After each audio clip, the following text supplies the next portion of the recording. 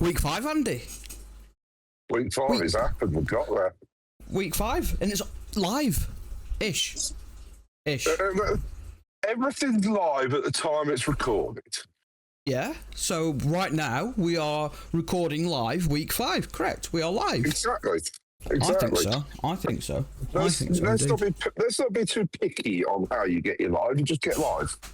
You get lives. It's still Friday, it's still 9 o'clock. We are still here, and you are still there too. I hope if you're here, comments, bosh that keyboard, bosh that phone. Let us know you're here because you're going to have to leave comments on this one down there. We ain't got a live chat going this time, unfortunately, but you can send us some abuse through the comment section. We love it. Yeah, 100%. So Andy unfortunately can't be with us tonight. Well, I am here, but I just can't be looking at you tonight. Yeah, well, I'm here ready tonight, live on Friday. Where are you? I'm working. Some of us have jobs that have really inconsiderate hours. Yeah, well, hopefully this time, whilst you are all watching this, I will be in Diced in Belgium, meeting Jurgen, and we're going out to a burger joint. So hopefully, well, it's 10 o'clock now, so it's 9 o'clock UK time, so it's going to be 10 o'clock in Belgium. So I should have eaten, and hopefully with a bit of luck, I haven't gone silly on the pop, and I'm back at the Airbnb. So that's the idea. Let's be honest. There is no. Hopefully, it's not going to happen, is it? Oh, you're going to get carried away. You're going to get carried away. No, I would. Yeah, but I can't get carried away because I've got to be up at like the crack of dawn. Because Belgium, where we're staying in Belgium, is still 2.5 hours to the show in Ham. And I'm not driving, so I can grab some shut eye in the back of the car. What time does the show open? 9. I'll put you on the spot there. 9. So as long as you're out of bed by 6:30, you can then sleep for 2.5 hours on the drive there. So as long as you're back at the digs by 3 a.m, you'll be fine. Yeah, I think so. The lad that's driving, Wayne, he used to keep reptiles, and he's currently in. Well, he drove to Glasgow this morning of recording this. No, he didn't. He drove to Glasgow Monday morning, so this is now Tuesday evening. So he's in the Tun. So he's up in Newcastle. So Newcastle. I had a great night out in South Shields years ago, actually. I never thought I'd say that about South Shields, but it was a banging night out there. Decent. But going back to quickly with your sleep thing, I'm going to use Nicola as an example. She went to Prague in the summer with a friend of hers, and they went out on the booze on their last night. Bear in mind, they had about, I think it was a 9 a.m., 10 a.m. flight. Yeah. They got in at 5 in the morning. Wow. I ended up phoning there at 7:30 because I hadn't heard anything to actually make sure they woke up for the flight. Oh dear. It Nicola. can be done. It can be done. It can be done. I don't know. I haven't told Andy what photo is on screen, by the way, people. So, what do you think of the photo? Just give it some abuse. I don't care. I don't think it's a bad photo at all. To be fair, any photo of me that makes it online, 9 times out of 10 is Nicola's fault, and that 10 times out of 10 is because I just think it's funny. No, it's a good photo. It's a very professional, clean, tidy, crisp photo. Isn't it, folks? And you're not great at lying, are you? That's not your forte. No. We got that. No. So anyway, I'm in Ham as of this video going live. Recording this, Andy unfortunately has been called out, so he's on the old Bluetooth headset. I'm on my joyous way to Gloucester to fix a milk lorry. Oh, fantastic. So, Sunday night we recorded our video with Bruce that Andy sorted out.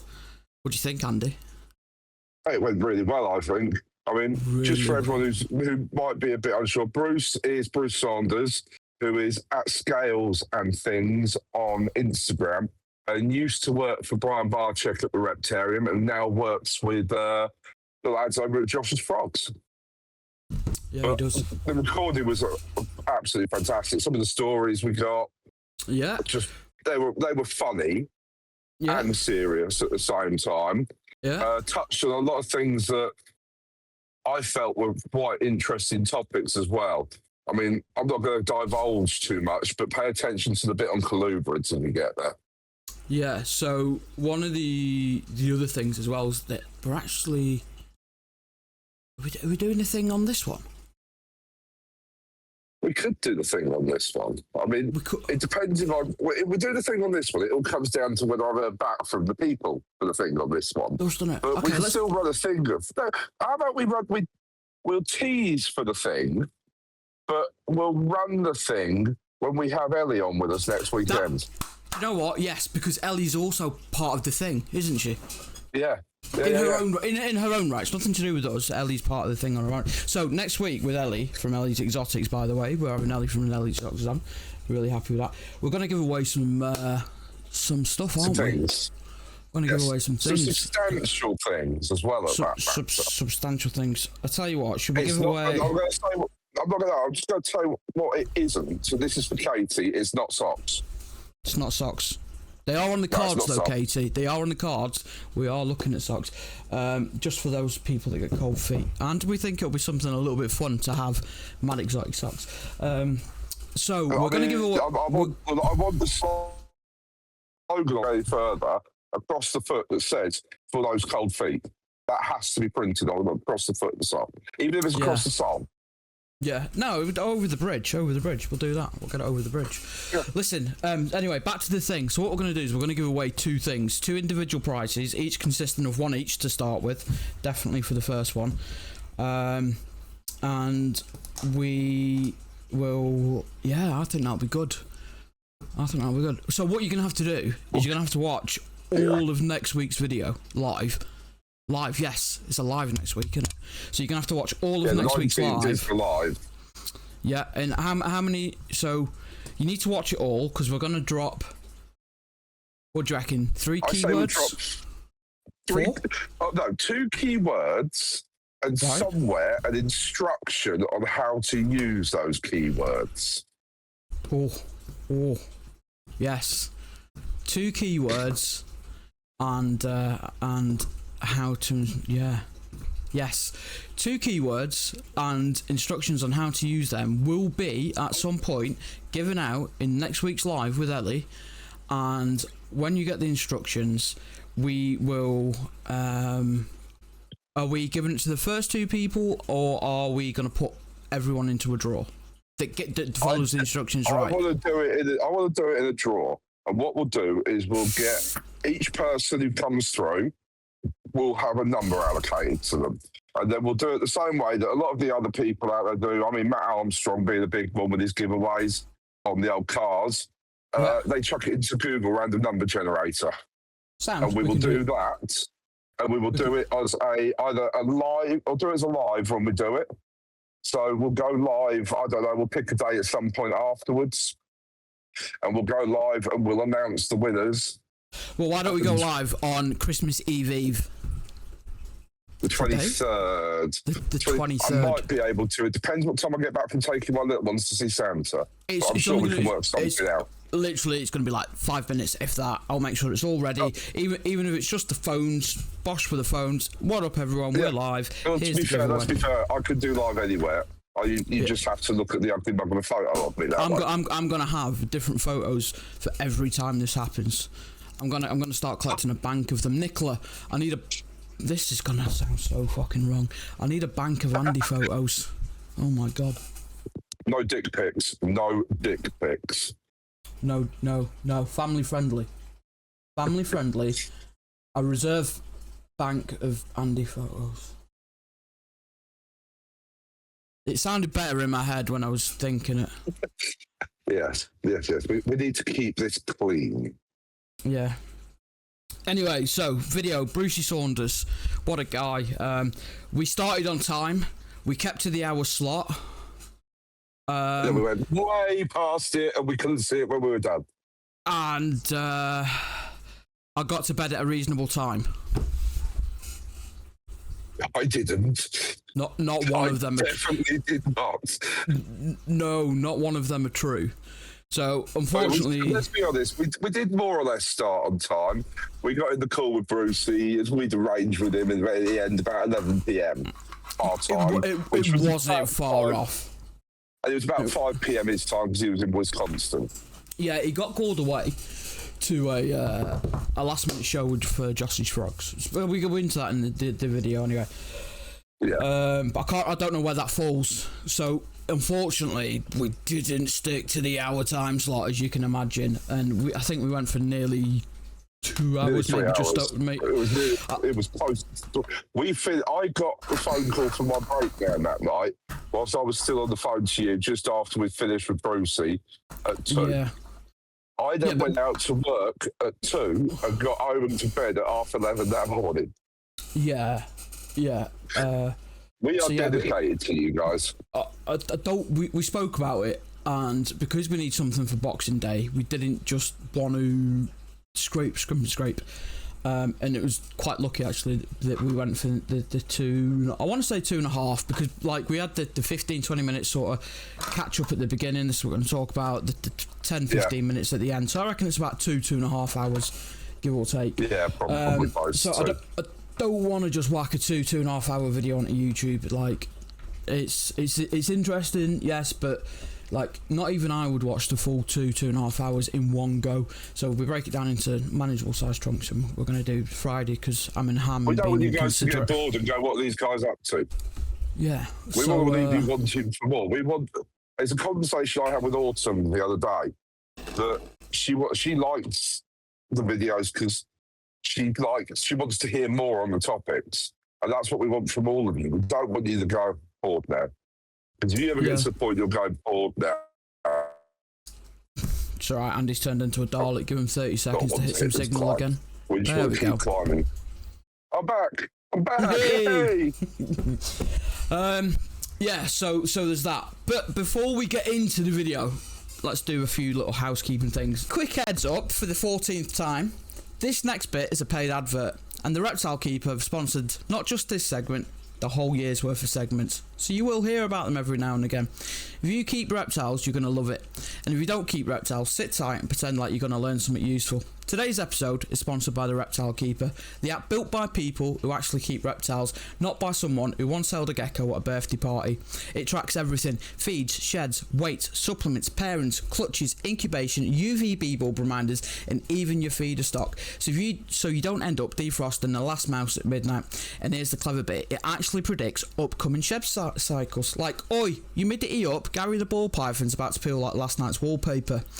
So if you've got one reptile or a whole room of chaos like the most of us, get organised, download the Reptile Keeper today and stop guessing, start keeping. He's had to re-record this so many times, but if you go to the link in the description below, you can get it, have a look, enjoy it. It's a lifesaver, especially if you're on the go. We'll do the intro scene and setting and that, and when you're not here, so we don't want to keep up too much of your time. So we can take all the time you want to. I got probably another 5 hours for you guys. Oh, okay then. In that case, welcome listeners. Welcome along to episode 5 of Mad Exotics, MaQ Andy Discuss. Tonight, as you can see, we are joined by Bruce Saunders of Scales and Things. Bruce is joining us from the States for tonight. It is Sunday night, people. We were here 2 nights ago with you all, and we're back again tonight because somebody's being inconsiderate, and I'm heading off to the ham show in Germany next week, so we need to pre-record. Today's episode we want to deep dive into Bruce. I'm sure we all know and have seen Bruce from the many videos online. Most recently starred in Jay's video when he met him at a show, and we all know him most famously within the reptile industry from the Reptarium. So, but there's a lot more to Bruce than what we see on screen, and hopefully we can tuck into that as well tonight. One of the things I want to say is congratulations, Bruce. You became a dad last year, the end of October. Yeah. Joined the dad club, so that's amazing. I've got a little one, Andy's got 3, so we know quite well the tribulations and trials that you've been going through for the last year. How old is your little one? Archie is just turned 8, so Archie's birthday is actually 2 days after little Bruce. Oh man, I am so behind all you guys right now. Yeah, but we're a little bit older. I might not look it, but I'm 42 this year, so Yeah, okay, all right. I don't look it. 40. I was 40 back in March. I'm 41 in March, obviously. But I've got Isabella, who's my 11-year-old, who's the whole reason I got into the reptiles. I've got Jack, who's my 8-year-old, and Ivy, who's my 6-year-old. All right, all right.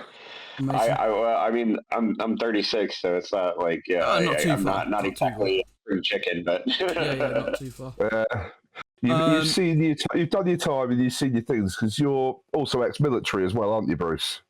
Yeah, absolutely. Yeah, I was in the 82nd Airborne for the United States Army. Yeah. How long did you serve for? 4 years. Did I you can imagine deploy? that was an experience. It was a lot. It was a lot of. It was interesting. I mean, like I spent my time overseas in Afghanistan, and I spent about 13 months over there, and it changed me probably for the better. I'd like to think. I like to think that. Yeah. I'm just going to ask a question. Are owning HOTS a prerequisite of coming out of the military?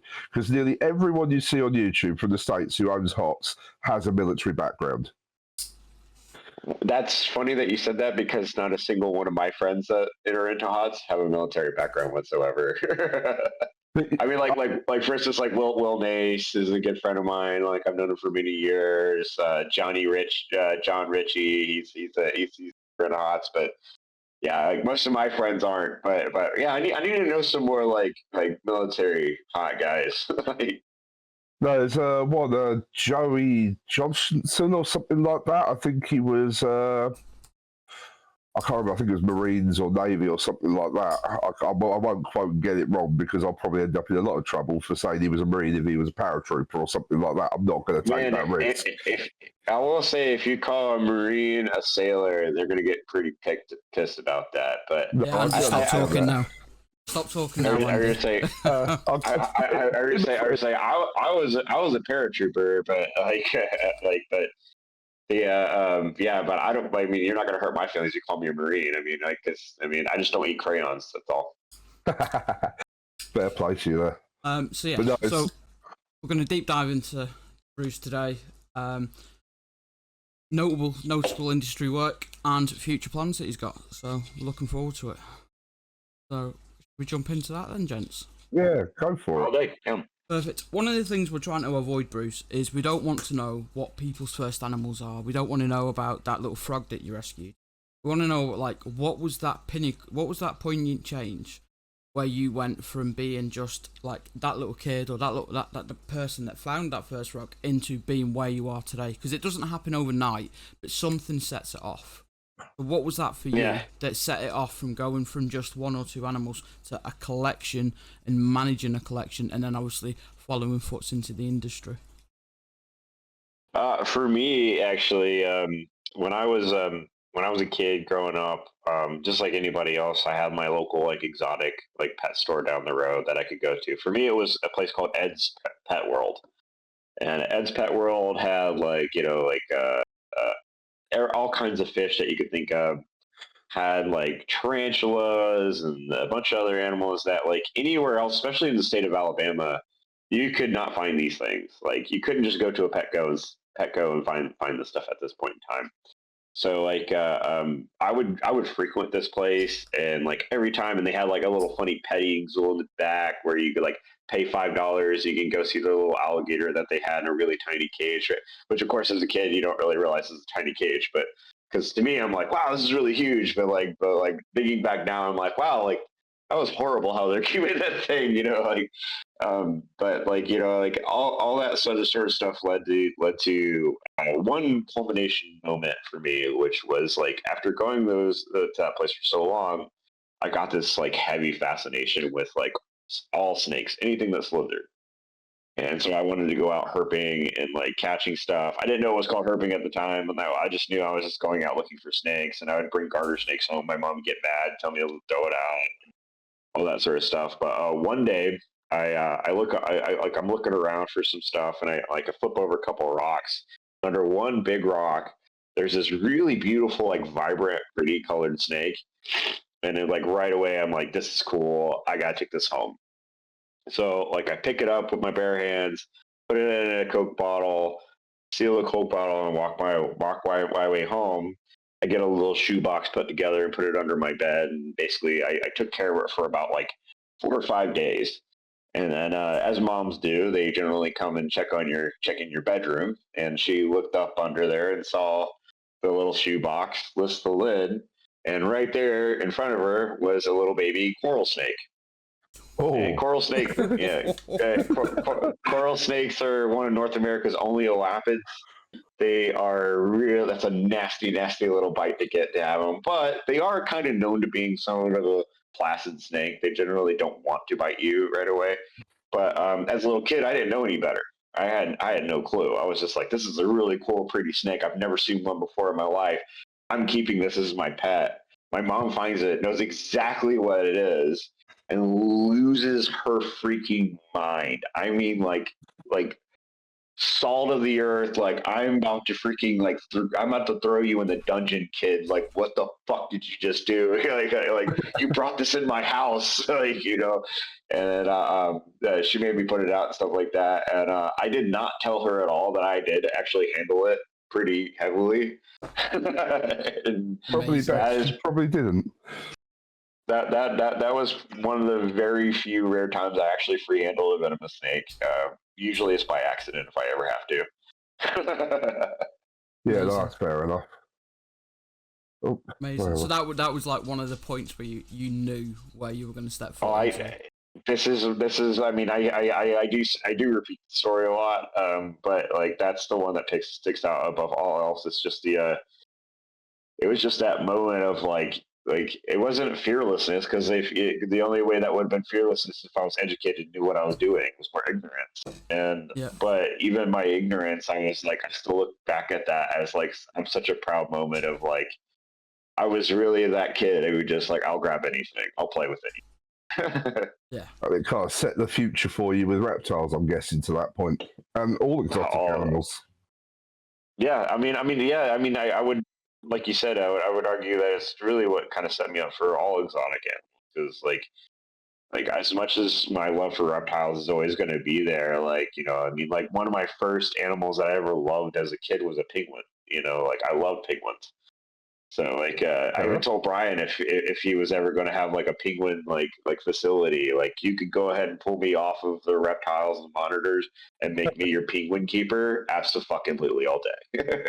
Fair play. Amazing. So, that's different to what a lot of people have come out with. I'll give you that. A coral snake. So Sorry, go on. No, I was just reminiscing. That's all. Go ahead. Yeah. So did your collection and keeping really kick off after the military, or did it start in the military, or where did it really start to expand itself and grow? It definitely actually sort of started in the military. I had to be kind of limited to what I got and stuff like that, especially before I got married. I was staying in single soldier housing and stuff like that. So it was like I had a roommate. And so like my I at one point in time, I think I had like 5 snakes, and I think about 15, 16 tarantulas. And I also had a centipede and some other random invertebrates and stuff like that. And like my roommate was completely horrified of the spiders and just like, dude, I don't want to come in your room at all. And the craziest part about all of that was I somehow was able to hide these from any sort of superior like NCO or in my first sergeant coming through and like doing all the bunk checks and stuff like that. So when they would come through, I figured out a way to like hide them away where they would never see them. And amazing. So I got away with that for a hot minute, but I did have a Goliath brooding tarantula, and I did not know how I hit that thing. Amazing. So what year did you then leave the military? When did you? My last year was 2013. 2013. And did you step into the reptile industry world straight away? I started working for Brian about 5-6 months after that. Okay, so near enough straight away then. I'm guessing being introduced to this massive world of native and non-native animals, it was a big step. Yeah, I mean, it was a big step. I mean, like for me, like I you got to realize, like I went from being just a hobby keeper to now I'm a professional. Like this is my job to regularly take care of more than 600-700 snakes, and like it was overwhelming. It was a lot. Like and I know Brian. I know Brian didn't think I was like living up to what he was wanting right away. You know, it took Okay. me a long time to really like get him to be like, okay, I like Bruce. He's doing all right. You know what I mean? Like Brian. I mean, like Brian wasn't super hard to impress, but Brian just wasn't there a whole lot. Lori was the girl you had to impress, man. She was a woman that you had to like.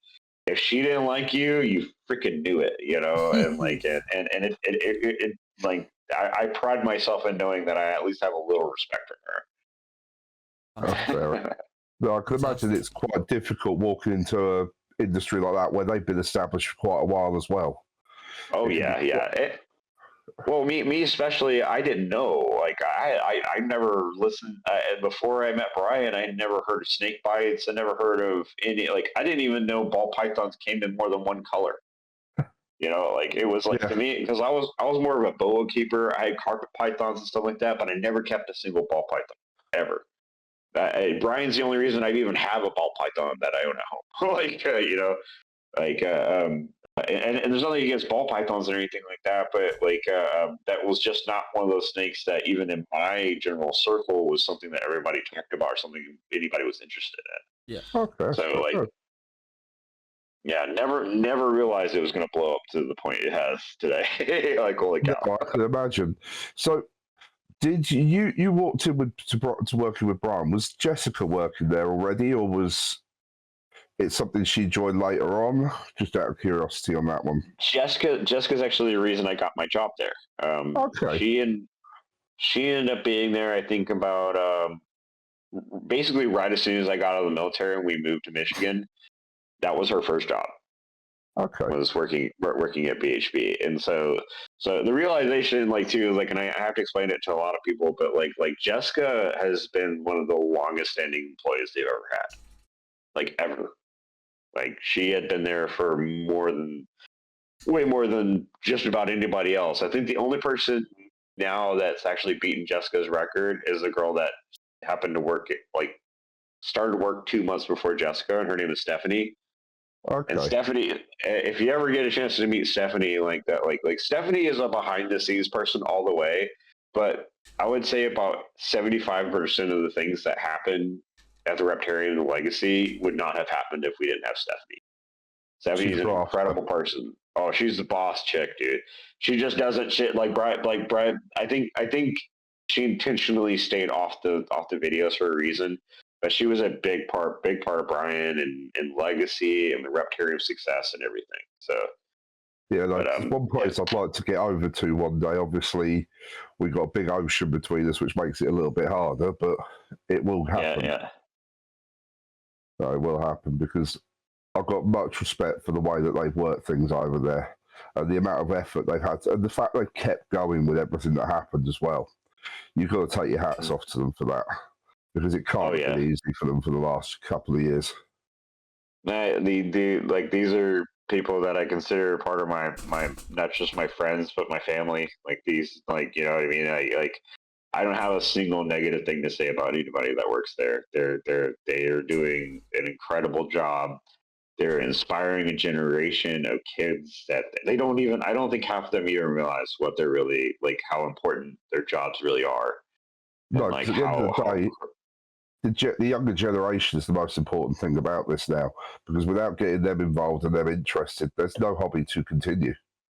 Absolutely. Right on the nose, dude. 100%. Like, it's just like to me, there's no other reason to do this job if you're not trying to inspire those that are younger than you. If you can't do that, get the fuck out. Yeah, and I can imagine at the shows you get a chance to do that as well. That's my favorite part about shows. Actually, that's why I do it. As tough as it is, even for days like this weekend where I'm doing it on my own, it's still like this is what I'm here for, man. This is like I'm here to not just be just not just enjoy animals, but be an advocate for them. You know, like No. dude, I can talk to anybody in any animal. I just need you to be educated. Just for the I viewers, just need you to be understood. just for the viewers, what happened today? Because nobody knows that yet. So you were due to join us online like what 6 hours ago, maybe something like that. And then Yeah.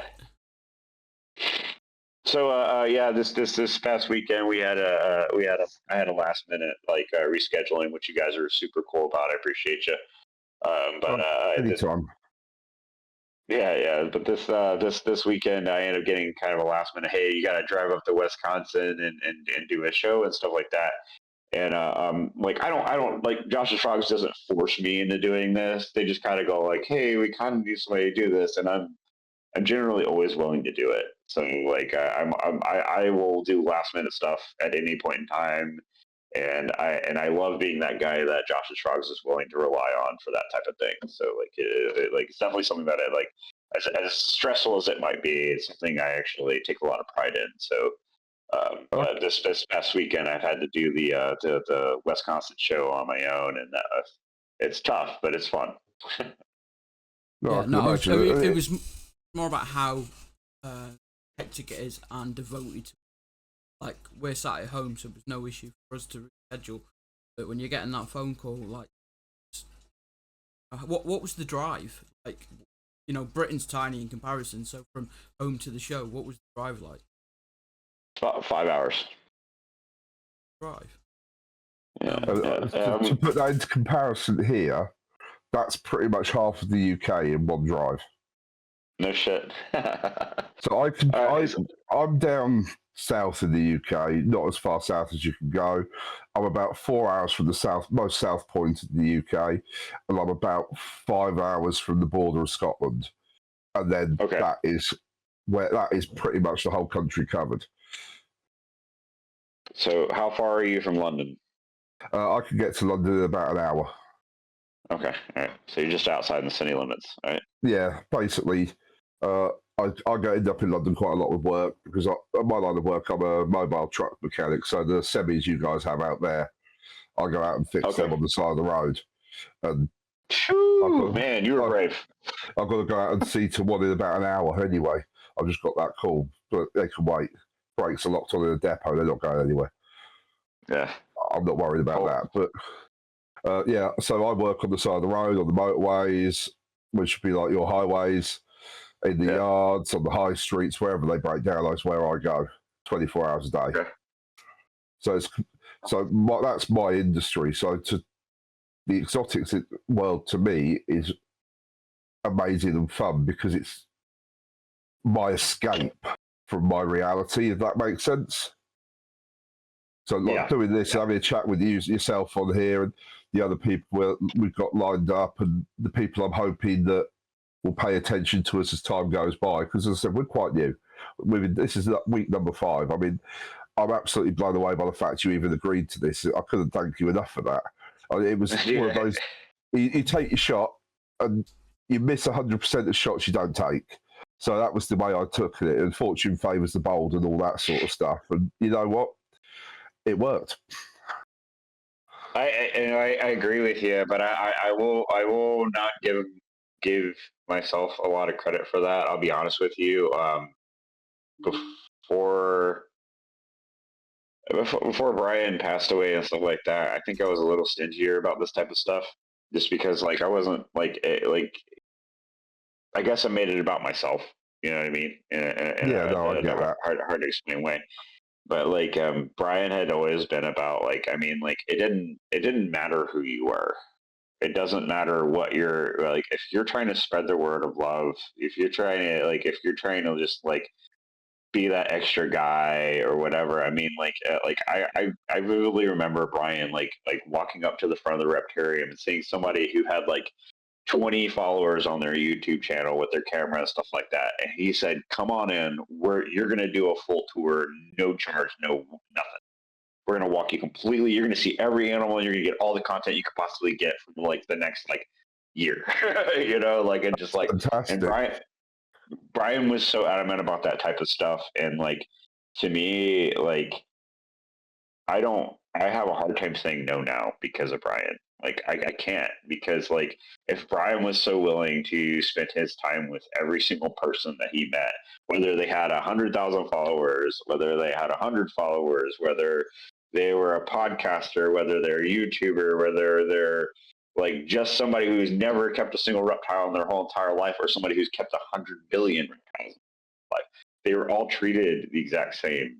And I want to do that. I want to be that person now too, because like, what better way to live Brian's legacy than to sit there and go, "This is how you should treat people." No, I could agree with you 100%. I mean, during the COVID time, he did a video for my daughter, which I have on my phone still, and she goes back to every now and then because she decided. So she's what, as I said, 11. So 2020, beginning of 2020, she would have been 5, 6 years old at that point, and she decided she wanted a job in the reptile industry, in the exotics industry, and sort of put a request on, and he did a whole video on it, including Lucy at the time in the background and encouraging her to pursue her dreams and all that. And, you know, for someone of Brian's stature to do something like that, I can't knock him in the slightest. And it really, really rang true, and it gave her an inspiration that I don't think she would have got from many other places. Well, like one thing I want to kind of point out there too, like you know, when Brian did a lot of those videos, especially during like COVID, like if you guys remember, there was a point in time where he was kind of he had made a video about his, like, how he was dealing with a lot of mental depression. Yeah, he went through a real difficult time, didn't he? I will tell you right now, him doing those videos, like the video he did for your daughter, the dating videos he did for the other people that he got a chance to, that was what brought him back to life every fucking time. And I mean, and I apologize for using the words, but like the curse word is useful here because it needs it. Like he did it every fucking time and was like, you saw him, his eyes light up more. He just like he went from being kind of, oh man, like kind of down on the dumps, to completely flipping on and being like, hey, let's do some more videos, and getting more motivated to do more and more and more and more. And like, you know, like even at his worst days, getting a chance to sit there and do those little cameos for those kids, like to your daughter, to anybody, brightened his day up more than you could possibly imagine. He lived for the industry, the hobby, and the community at the end of the day. That was what drove him, from what I can tell.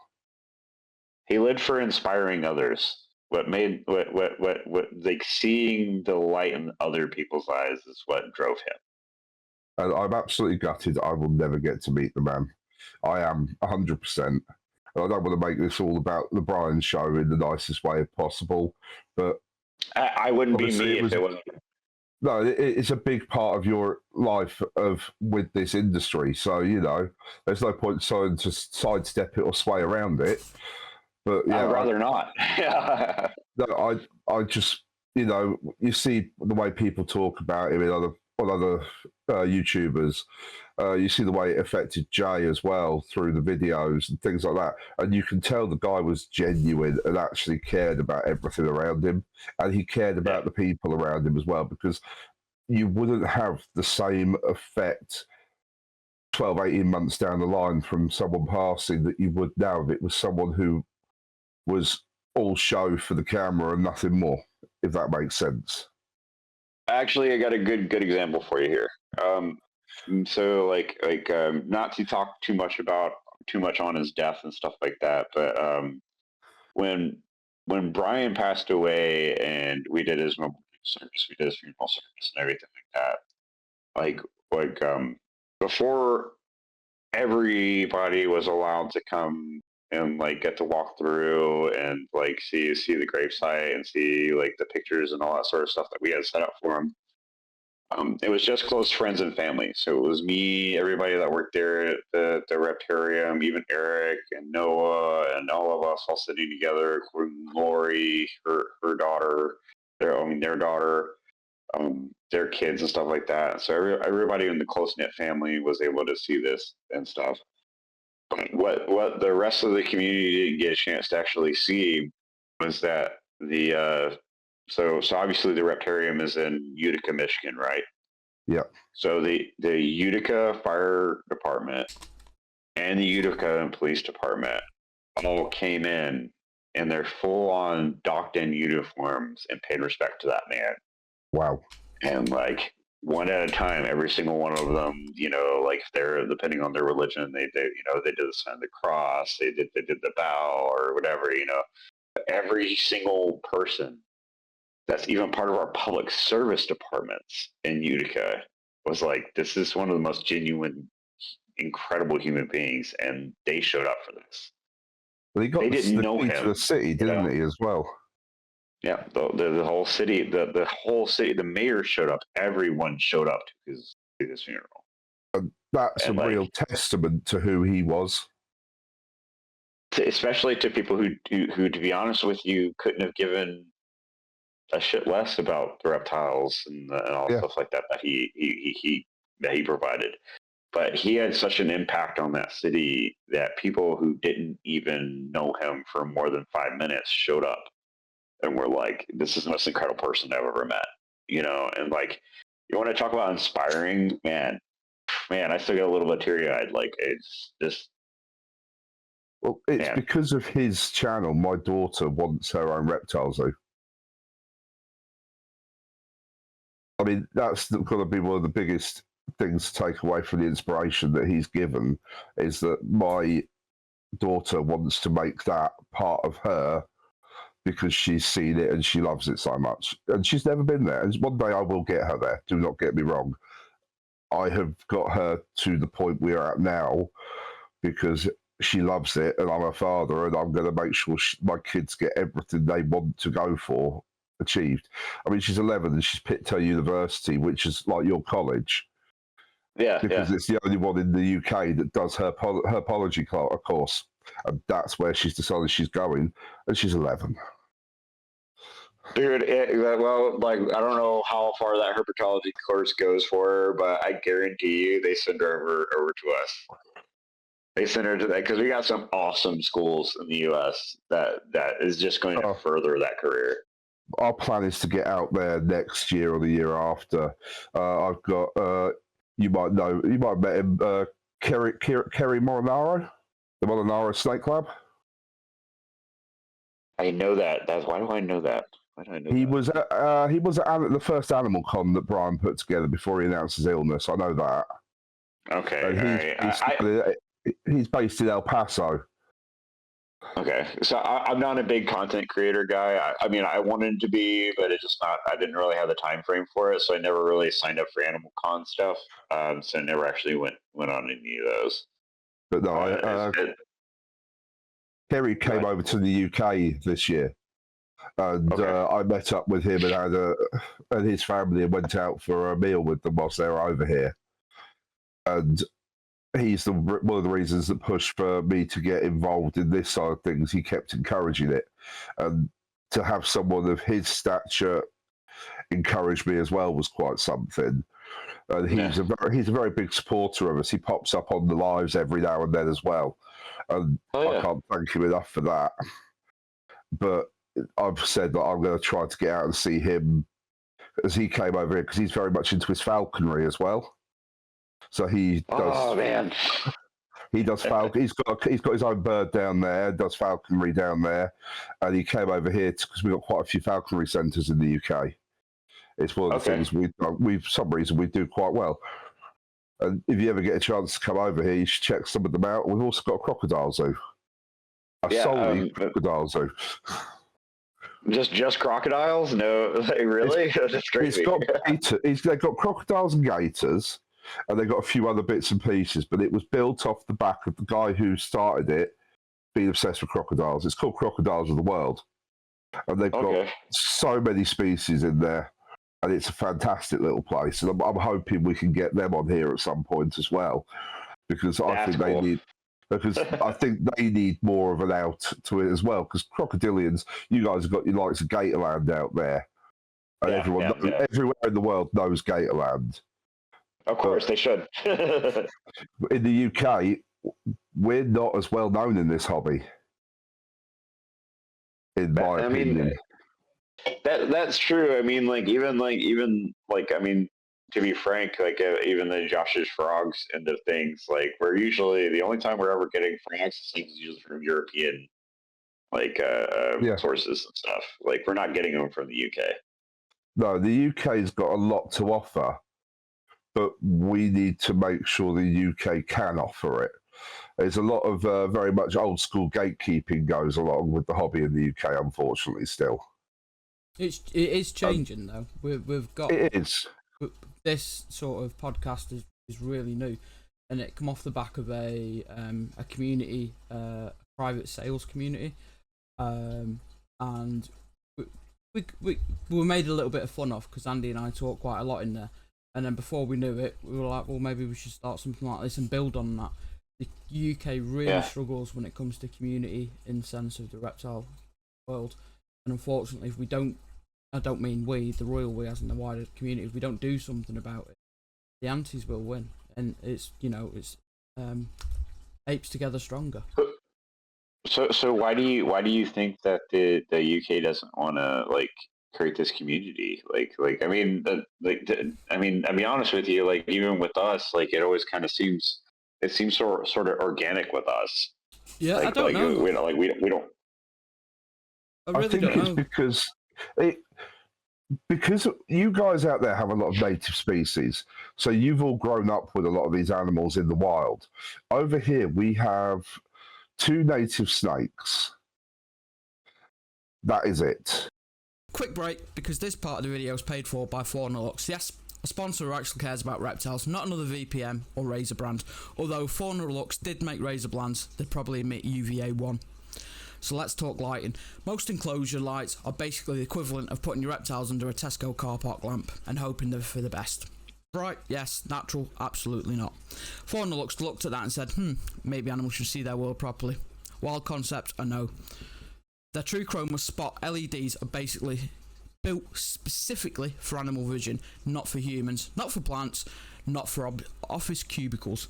They recreate a natural looking visible spectrum of proportional UVA1 so your reptile can actually see its enclosure the way nature designed, instead of living in what is essentially fluorescent purgatory. And before anyone panics, no, these are not a UVB replacement. You still need your UV tube, you still need your heat.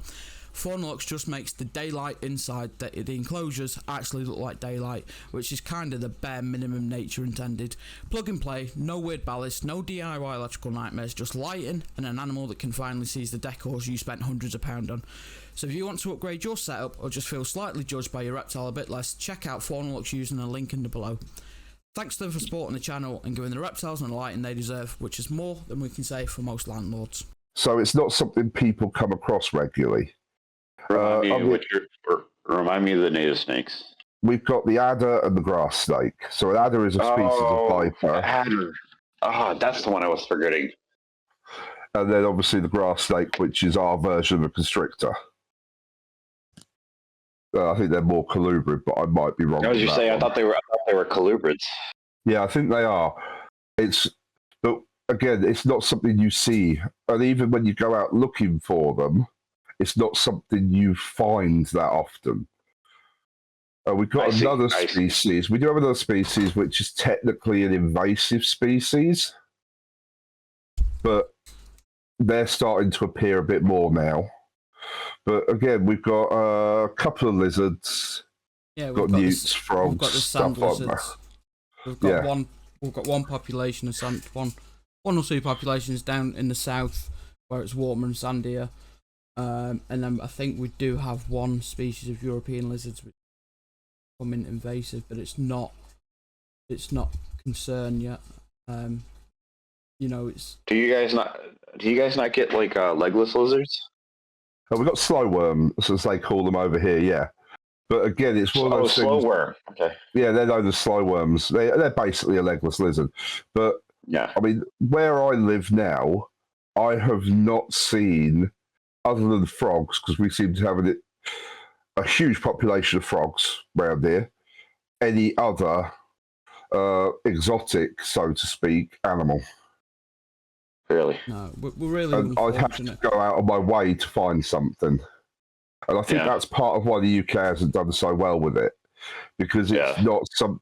As most people see reptiles, for example, from what they see on TV, on film, through the press, the fear mongering, the big bad snake in anaconda, stuff like that, and they get what's the word for it?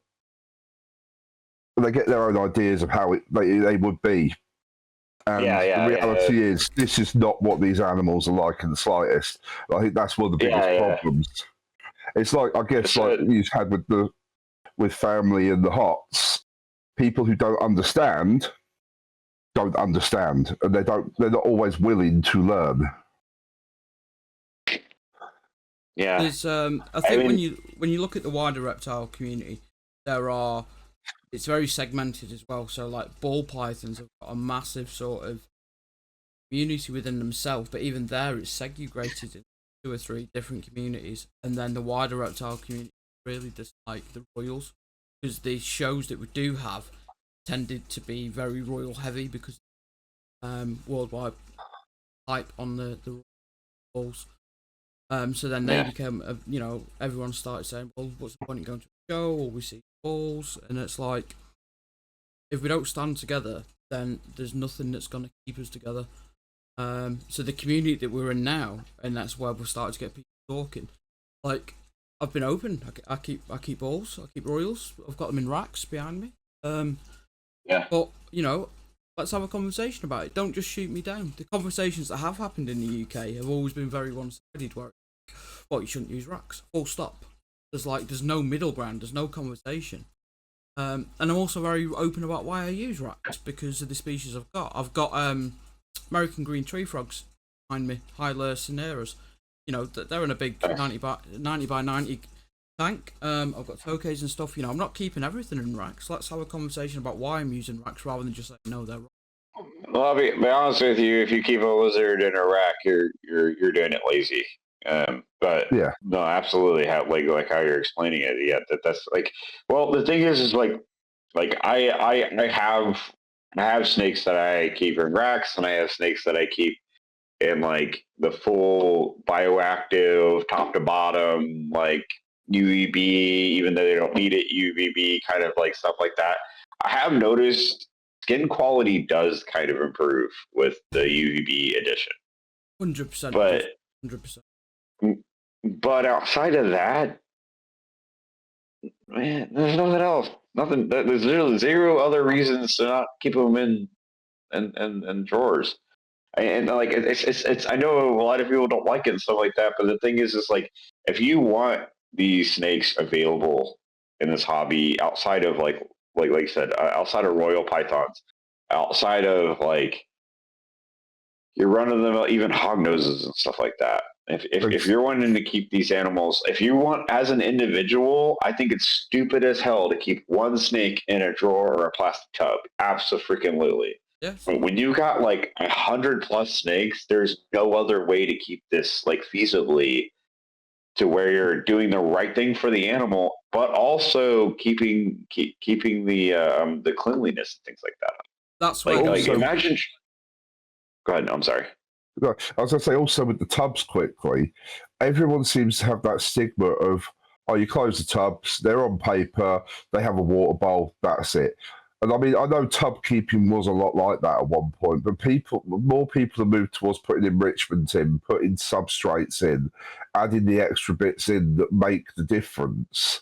And people are stuck very much in the past with it.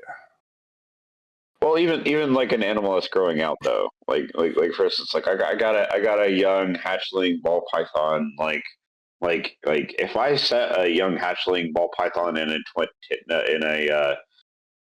1.5, 2 foot long cage, this snake is going to be here for maybe half a year to a year. Why would I invest the money into a 1.5, 2 foot cage when I know when it's an adult, I need to be investing into a 3 to 4 foot cage? Yeah.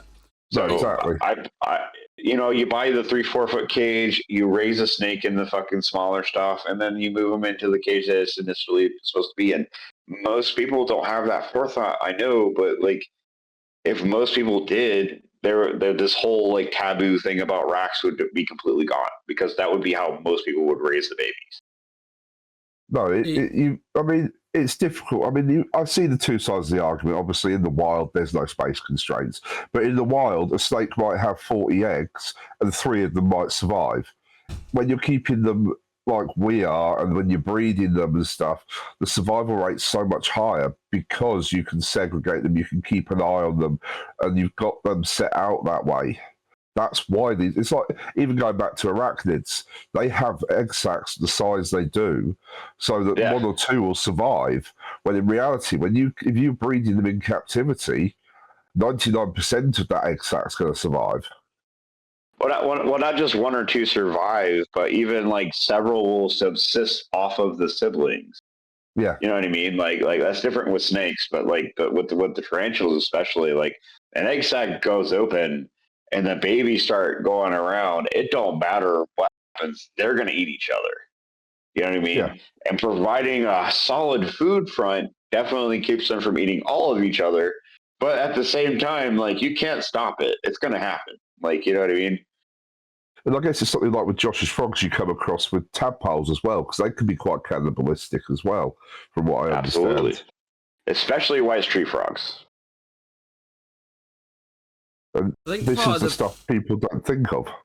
No, I think part of the problem with the UK as well is they've got this notion and this sort of reputation of being animal lovers, and it's very difficult to become business that deals in animals. So like, we need if we want to sell an animal pets, we need a license. So it's not as simple as buying racks and everything properly.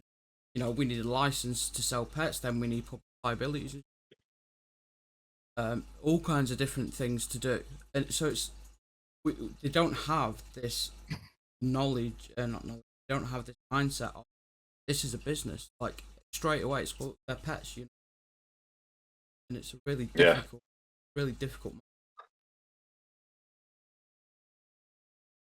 But it really, honestly, it comes down like to, like, I hate to keep it super simplistic, but be honest with you, it comes down to like, am I breeding or am I a pet tuber? Yeah.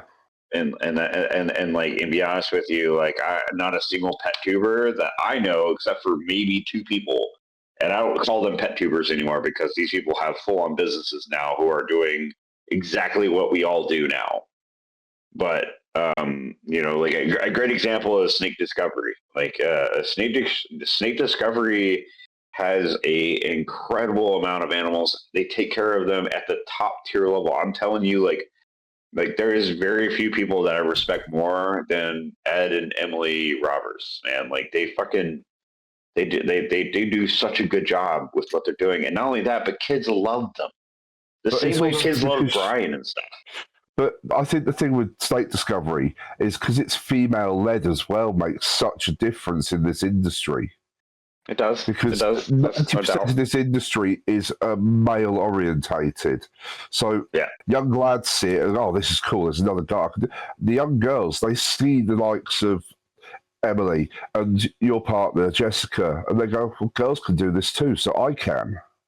Yeah, absolutely. Yeah. And like I said, like, I mean, like, as much as I enjoy the attention, people wanting to talk to me and stuff like that, I think Jessica is definitely the person people should want to talk to more, because she's just such an incredible mind.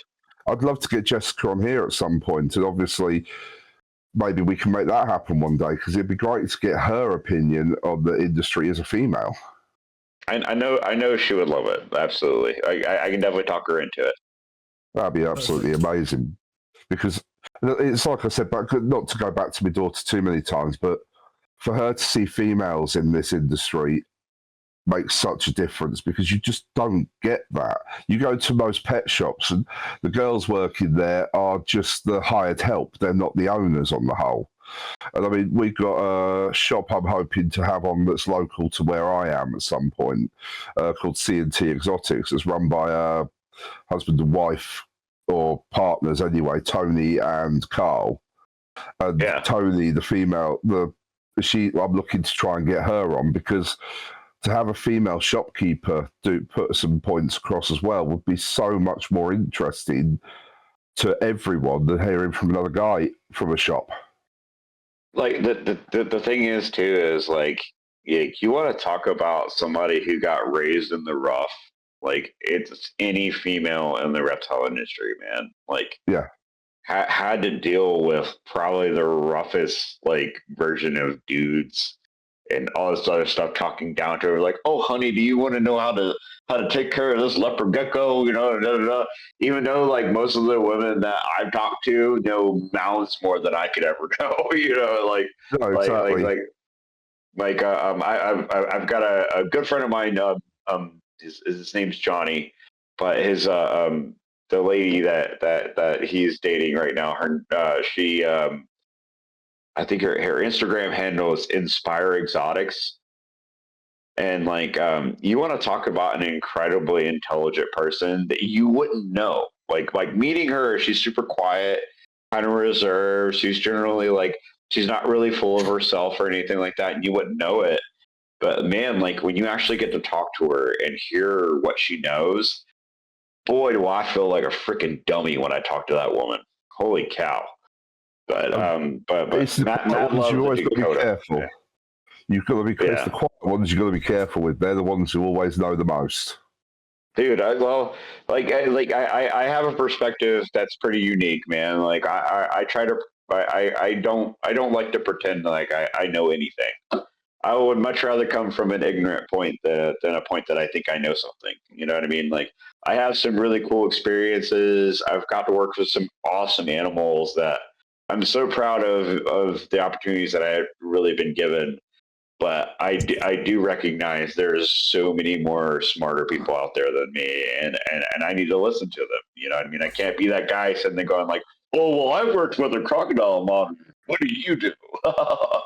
You know, I get that. It was one of the first things we said when we did our first episode. We're like, you know, I'm only 6 years in, 5-6 years into this journey. Andy, give or take the same, not much. Like, we know nothing in comparison to like so many people out there.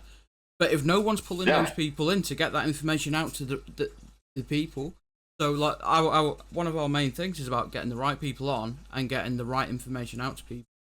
And you know, it's starting to hopefully gain a little bit of traction and people are listening.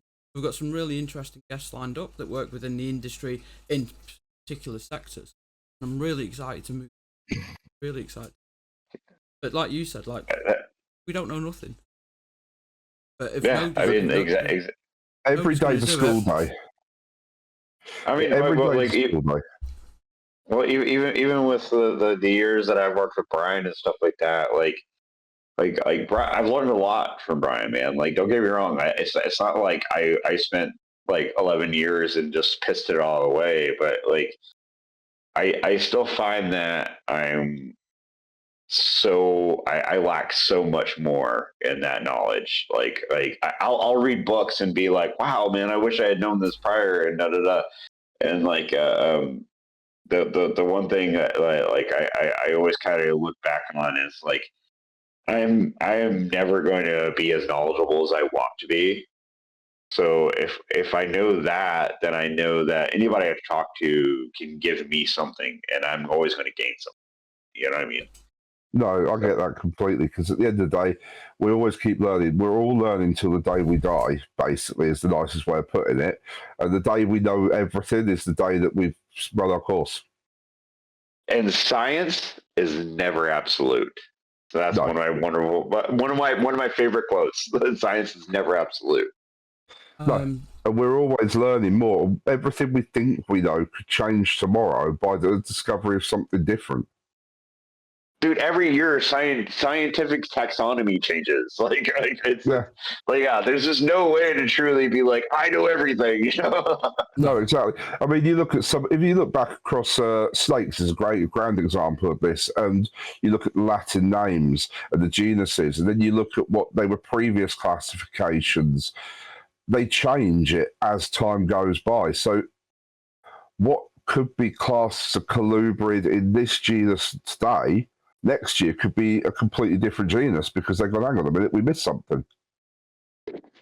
Well, at the rate we're going now, too, there might actually be another. There might be more than just Colubridae. It might be separated because you got to realize, like, fascinating. Yeah, so colubrids can encompass such a massive variety of animals that it's hard to actually, like, for instance, like boomslang. A boomslang is a rear-fanged snake, but considered colubrid? Yeah. How does that work? Things like that. Boiga, like all your species of boiga, like the Drophyla, all the mangrove snakes, stuff like that. Like they're all rear-fanged snakes, but in the colubrid discussion. And it's just like I'd be willing, I'd put money on it that eventually we're going to describe these rear-fanged snakes as something completely separate from colubrid. Like there's a lot of similarities, but the face facts, man, there's a lot of similarities between the lapids and colubrids as well. So how are we able to really distinguish the two? I'd be willing to bet that we actually see a complete separation from like Pituophis, Goniosoma, like all these other like all these colubrid species that we've known for years and years and years. They're going to be in one category. All your rear fang snakes are going to be completely separate. Like I would even say garter snakes fall into that. Like just completely as well, different. I guess. Yeah. Yeah, no, that's a really fair point, and it's something that not many people ever give much of a thought to. You can't. There's so much difference across that gene pool. Yeah. Not everything can come under that one classification and description. Right. Well, even with the taxonomy, like you got to realize, original taxonomists would describe most snakes based on the maxilla, so the top part of their jaw, how it's structured, right? Yep. So, like you have selenoglyph snakes, you have proteroglyph snakes, you have opistoglyph snakes, and you have aglyph snakes, which is what we all work with. Your normal ball pythons, anything that has like the same structure of teeth around the whole body. Yeah. So like all of these snakes have different structures of maxillae, and they're all described differently in that. But for some reason, like I said, like just reiterating what I'm saying, but opistoglyphous snakes and aglyphous snakes have the same species, like a description. They're both under the colubrid species. So they're all considered colubridae. They're all under one banner. Yeah, when every other species is defined differently. Yeah. The only one that isn't separated is the colubrid species of opistoglyphus and aglyphus.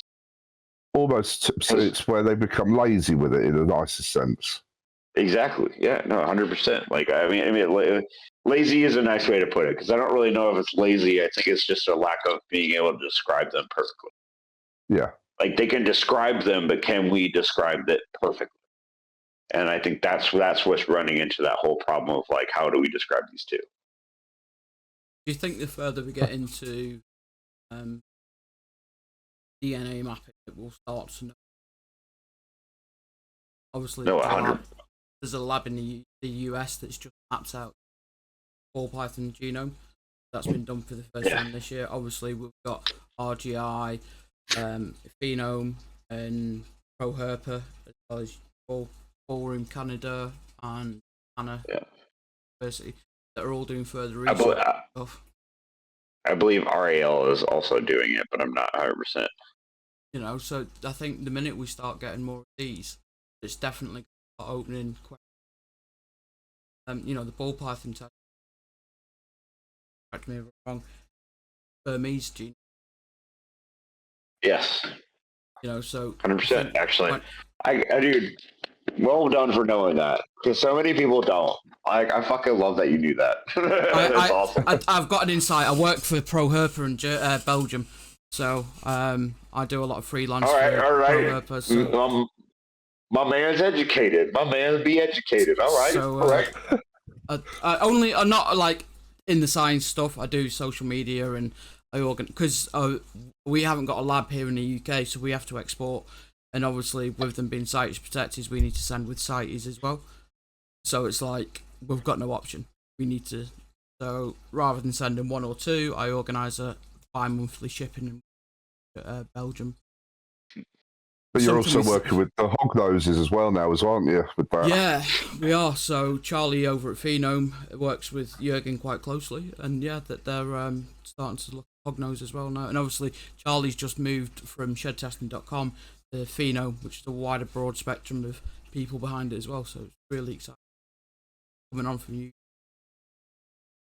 But yeah, you know, I think once we start getting into this now, it's just gonna funnel outwards. I don't know what the correct term there. Once there's more scientific data behind it, it's just gonna explode with. Man, you want to mention a guy that I want to pick a brain more? It's that guy right there. Oh Charlie. Man, yeah, absolutely, dude. Oh man, I'd love to hear it. I would love just to hear his brain at work. He's a very interesting man as well, isn't he? Because he works full time as well, doesn't he? So yeah, he's connected to. I don't know if he's a police officer or he's connected to police, but he does work for. I don't know if that's public. But yeah, he's and Jurgen's just the same. I'm going to meet Jurgen next week in Belgium. That's why we're going over to Belgium and Germany. So what's Jurgen's last name? Pro Herper, so it's Jurgen Voits. Don't even know. I'm probably Pro Herper. I do know who Pro Herper is. Okay, all right. I that's another guy. That's another guy I would love to talk to and really just peel his brain apart like an onion. Keep an eye then, because we're going to have him coming on with us at some point. Yeah. Hell yeah. So that's the end of part 1 for you guys. We will have part 2 rolling for you on Boxing Day. I'd like to thank Bruce for the time he put in with this one for us so far. But, I mean, there's a lot to have walked away from and a lot to talk about. So leave the comments in the box below and let us know what you think. Anything else you'd like us to bring up with him? Maybe in the future we could have him back to cover some of the topics there. I mean, it's something we could discuss once we get part 2 out of the way. Yeah, we did slip in, or I say Andy slips in about getting him back for inverts because he's a big invert keeper, isn't he? So hopefully we can get him back for that, which would be really cool. Well, let's be honest, we're here about building relationships with all these people. We don't want a one-off visit. We want them back. We want to showcase new stuff as it comes around. We want to get people enjoying the community again. I mean, for a long time there have been pet tubers, YouTubers, and they're all good in their own rights. They're all good watch, but we want to give it the chance for the community to come in and join in, not pick the topics that we've picked to watch, but pick the topics they've picked to watch. 100%. Next week with Ellie will be really cool. Ellie's coming on as a industry. What's the word I'm looking for? I don't know. So Ellie works within the reptile community, the reptile and herpetocultural. I can't even say that word. Ellie works with exotics, and she's going to talk to us about that as well. Hopefully, we can touch on her trip to Australia as well. I know she's not put too much of that out on her own channel just yet, so maybe we can try and prize out a few. Advanced snippets, yes. And we know that Andy's daughter's really looking forward to it, to seeing a successful lady within the reptile community on the screen as well. So she is, without knowing, already inspiring the next generation. Because it's like we've said before in other episodes, or we discussed with other people, and obviously Chaz makes a big point of, without the next generation, we've got nowhere to go. Yeah, so it'll be good. And we got the thing. Oh, the thing. The thing, yeah, you know, so next week we're going to announce the thing properly. We're going to do something. Don't worry, guys, it's not like the thing, the film. It is a decent thing. Not something that's going to make the world. Yeah, it's definitely not the thing, the film. And it's gonna be worth sticking around for, listening and watching the video for the 2 key code words and instructions. So And that the thing, depending on how the thing goes, might lead to further things with other things. I think so. Interesting things. 100% so. Like, this is just the first thing. We're This is taking stepping stones. This is stepping stones. I've said it a few times. We want to build an empire that everyone can enjoy. It's a community for everyone. This isn't about me and Matt. This is about everyone. It doesn't matter whether you've got one gecko or a breeding facility, whether you've only ever watched YouTube, whether you've been on YouTube, whether you work in the industry, or whether you just sit back and enjoy it. I don't care if you work. You could be the director for Exoterra for all I care, or you could be Joe Blogs who's just discovered crested geckos online. This is for all of you. You can see our social media links just below, as well as the code for Faunalux M.A.D Exotics 10. Please, by all means, make sure you jump over to them socials, give us a like, click a thumbs up, follow, or subscribe, whatever you can do to help promote this channel. And we will see you guys on the next one. Peace. Take care.